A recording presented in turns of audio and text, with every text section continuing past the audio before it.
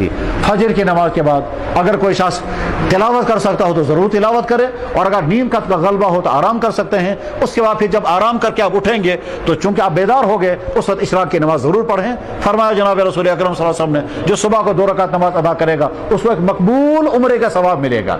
लिहाजा इशराक की नमाज चाहे 2 रकात पढ़ें चाहे 4 रकात पढ़ें। उसके बाद फिर आपका मामूल, कोई स्कूल जाएगा, कोई कॉलेज जाएगा, कोई दुकान पर जाएगा, कोई ऑफिस जाएगा, अपने कामों के लिए मशगूल, ज़रूर अपने कामों में मशगूल। लेकिन ये इरादा करके बाहर निकलें, मैं इस वक्त रोज़ेदार हूँ, मुझे बाहर निकलना है, इस बाहर निकलना मुझे अपनी आंखों का भी कंट्रोल करना है, और यही मेरे लिए सबसे बड़ा चैलेंज इस वक्त है। या अल्लाह, मैं इरादा करके निकल रहा हूँ, मैं अपनी आंखों को काबू करूँगा, और अपने आप को समझाना है कि भाई साहब, आज तक तुमने हज़ारों मरतबा, हज़ारों अपनी बहनों को देखा होगा, आज तक तुम्हें कुछ भी नहीं मिला। आज अगर रोजे की हालत में फिर देखोगे, मिलेगा कुछ नहीं, रोजा तुम्हारा खराब हो जाएगा।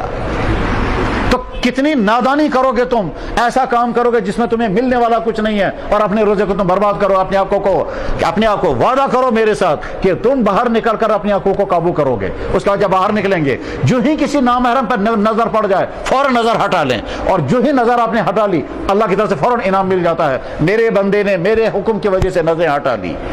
हज़रत जनाब रसूल अकरम सल्लल्लाहु अलैहि वसल्लम ने हज़रत अली से फरमाया, या अली ला तुत्बिइन नज़र, ए अली, एक निगाह अगर पड़ जाए फौरन हटा लेना, दोबारा मत देखना। बस हमारा अचानक निगाह पड़ जाए वो माफ, अब उसके बाद फिर दोबारा जब निगाह डालेंगे वो है जुर्म। तो हम अपनी आंखों का काबू करेंगे। आज के इस माहौल में जिन स्कूलों या दफ्तरों में फीमेल स्टाफ होता है, फीमेल लोग होते हैं, वहाँ बचना मुश्किल, क्लासों में बचना मुश्किल। जो टीचर या जो लेक्चरर नामहरमों को भी पढ़ा रहा है, उसके सामने बच्चियां बैठी हुई हैं, वो पूछता है जी अब मैं अपनी आंखों को कैसे काबू करूंगा। उसको हम हाल बताते हैं, तुम चंद लड़कों को सामने बिठाओ और सारी नजर उन पर रखो और लेक्चर देते रहो, दाएं बाएं तुम उन लड़कियों को बिठा करके रखो, उनकी तरफ निगाह मत डालना। और मैं तो ऐसे भाइयों को भी जानता हूं कि जो ये कह करके कॉलेज में गया कि अगर मेरी क्लास के अंदर लड़कियां हुई तो मैं उनके साथ कभी भी कोई बात नहीं करूंगा, न किसी का नाम पूछूंगा, न किसी का शक्ल याद रखूंगा। और जितने दिन वो कॉलेज में रहा उतने दिनों उसने न तो किसी लड़की का नाम पूछा, न किसी से कोई बातचीत की।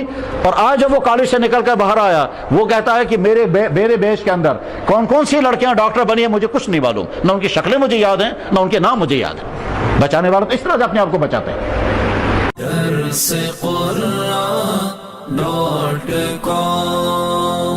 www.darsequran.com